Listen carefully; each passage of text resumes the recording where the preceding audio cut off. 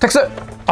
힘들어. 안녕하세요. 어떻게 그렇게 정확한 자리에 프로 방송인. 젊은이들의 꿈, 희망, 그리고 중년의 꿈, 희망. 이 세상 모든 사람의 꿈과 희망. 네, 스타트업 특집으로 준비를 좀 해봤고 네. 제가 스타트업 했던 경험이 또 있어가지고 그렇죠. 많이 아팠죠. 사실 그 당시에는 세금 개념이 없어요. 사업을 어떻게 하면 좀 키울 수 있을까? 투자금을 유치할 수 있을까? 그거죠. 비장한데? 신박한 세금 정보 신세정. 사업자. 그렇죠. 내냐 마냐. 일단은 이제 개인 사업을 하실 수도 있고 법인 사업자로도 하실 수 있는데, 스타트업 같은 경우에는 기본적으로 투자가 필요하기 때문에 재무적인 관점에서 파이낸싱이 필요하니까 법인으로 하시는 게 좀 더 유리하긴 하죠. 왜냐하면 개인으로 했을 때는 누가 투자를 했을 때 자본금으로 지분을 줄 수 있는 구조가 아니다 보니까 내 오른쪽에 빚으로 남겨놔야 되거든요. 그런 부분이 있어서 개인 사업자로는 투자로는 조금 부적합한 면이 분명히 있어요. 초기에 투자가 필요한 회사들은 법인으로 보통 다 합니다. 그리고 외부에서 봤을 때 일반 회사보다 주식회사, 법인, 유한회사라고 하는 것들이 좀 더 신뢰를 주는 그게 분명히 있거든요. 그 법인을 하면 내가 당장에 돈을 만들어내지 못했을 때 더 데미지를 입는 게 아니죠. 그런 막연한 공포가 지금도 많이들 있을 거라고 생각하거든요. 법인이랑 본인은 달라요. 법인이 잘 벌면 그냥 법인이 잘 버는 거지 내가 잘 버는 게 아니거든요. 법인이 잘 벌면은 그 돈은 다 법인 거. 근데 그 법인 돈을 내가 가져오고 싶으면 급여로 가지고 오든 배당으로 가지고 오든 뭐 기타 상여로 인센티브로 가져오든 다양한 방법으로 가져와야 되는데, 이 두 개를 한 덩어리로 생각하는 순간 이제 배임 횡령이라는 거, 멀리 있던 단어들이 가까이 오죠. 법이 막연한 두려움을 가지실 필요는 없을 것 같아요. 개인이든 법인이든 안 되면 똑같이 안 되는 거고, 잘 되면 똑같이 잘 되는 건데, 잘 됐을 때 돈을 유용할 수 있는 환경이 좀 달라진다? 개인은 벌면 그 다 내 돈이에요. 근데 법인은 아까 말씀드린 그게 아니기 때문에, 만약에 혹여나 나는 번 돈 내가 그냥 다 쓰고 싶어, 그럼 개인으로 하시는 게, 세금 낼 거 다 내고 개인으로 하시는 게 좋습니다. 유한이냐 무한이냐. 주식회사나 유한회사냐, 일반적으로 봤을 때는 기업 대 기업으로 사업을 하시는 분들은 유한회사보다는 주식회사를 좀 더 선호하세요. 클라이언트들이 봤을 때 유한회사라고 하면 약간 좀 폐쇄적인 그 집단으로 보이기 때문에 보통은 주식회사를 많이들 선호하시는데, 그래서 트렌드도 가족법인이나 소규모 법인 같은 경우, 그리고 최종 소비자를 상대로 하는 법인들은 이제 유한회사로 많이들 하고, 기업 대 기업으로 거래를 하시는 분들은 주식회사를 많이 선호하는 편입니다.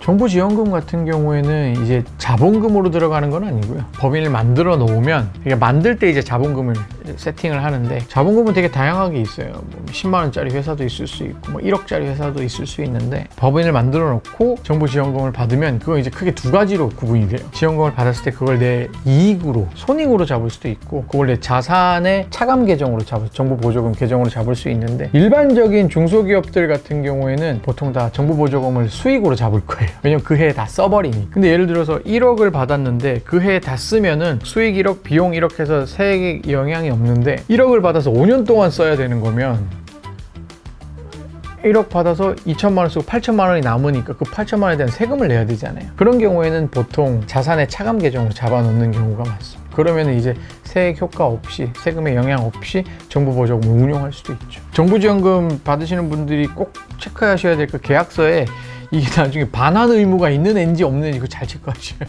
자기 부담금 같은 경우에도 그냥 여기 있던 돈을 이쪽으로 옮겨 놓는 거예요. 기금이라고들 많이들 하시는데, 기금 무슨 기금이지라고 생각하시면 여기 있던 걸 여기로 옮겨 놓는, 왼쪽 주머니에 있는 돈을 오른쪽 주머니에 옮겨 놓는 그거라고 보시면 돼요. 결국에 다 내 돈이고 내가 낸 세금. 그렇죠. 그래서 그 주머니에는 나라에서 받은 돈이랑 내가 부담하는 돈을 모아서 그 금액을 딱 맞춰서 이제 사업을 진행하는 거죠. 개인 사업자분들은 직접 하시는 것도 방법이에요. 뭐 경험도 큰 나중에 재산이 될 수 있으니까. 근데 법인 사업자분들은 저는 가급적이면 대리인을 통해서 하라고 말씀드리고 싶은 게, 법인 사업자는 재무제표가 잘못 만들어지면 정부 지원 사업에 입찰을 못하는 경우가 생겨요. 그게 왜 그러냐면, 스타트업 같은 경우에는 초기 매출이 없기 때문에 비용만 계속, 결손만 계속 생기거든요. 근데 거기서 중요한 게, 자본금이 1,000만 원인데 1년에 비용을 5천만 원을 써버리면은 자본 잠식 상태가 돼버려요. 그럼 입찰을 못하는 걸로 알고 있거든요. 그래서 그런 것들 좀 관리를 해주셔야 돼요. 그래서 그게 기장세무사가 있으면, 세무대리인이 있으면은 자본 잠식 상태인데 어떻게 하시겠어요? 이런 부분을 좀 조언을 해드릴 수 있고도 한데, 그게 아니라 혼자 해버리면 나중에 정신 차려보니까 자본 잠식이라서 입찰도 못하고 투자도 못 받고 그런 경우가 생길 수 있죠. 그런 부분에 있어서 법인 사업자분들은 가급적이면 시작부터 대리인을 하는 게 좋고, 대리인도 스타트업을 좀 잘 이해하고 있는 분들로 하시는 게 좋습니다. 스타트업을 이해를 못하면은 이렇게 얘기를 하면은 이런 분들, 스타트업 전문이라고 하시는 분들 내세우는 분들도 있는데 저처럼 안 내세우는 사람 겸손한 거죠. 겸손한 거야. 그 본인이 원하는 바와 궁금한 거를 좀 잘 정리해서 가서 질문했을 때 답변이 어떻게 나오는지를 대략 5분도 안 걸릴걸요. 5분만 해보면 이 사람이 스타트업에 대한 구조를 알고 있구나는 금방 파악하실 수 있고, 아까 처음에 말씀하신 그 사자에 대한 막연한 두려움, 요즘은 뭐 그거 없죠. 세무사가 몇몇, 전국에 17,000명인가 있어요. 세무사가. 너무 많아.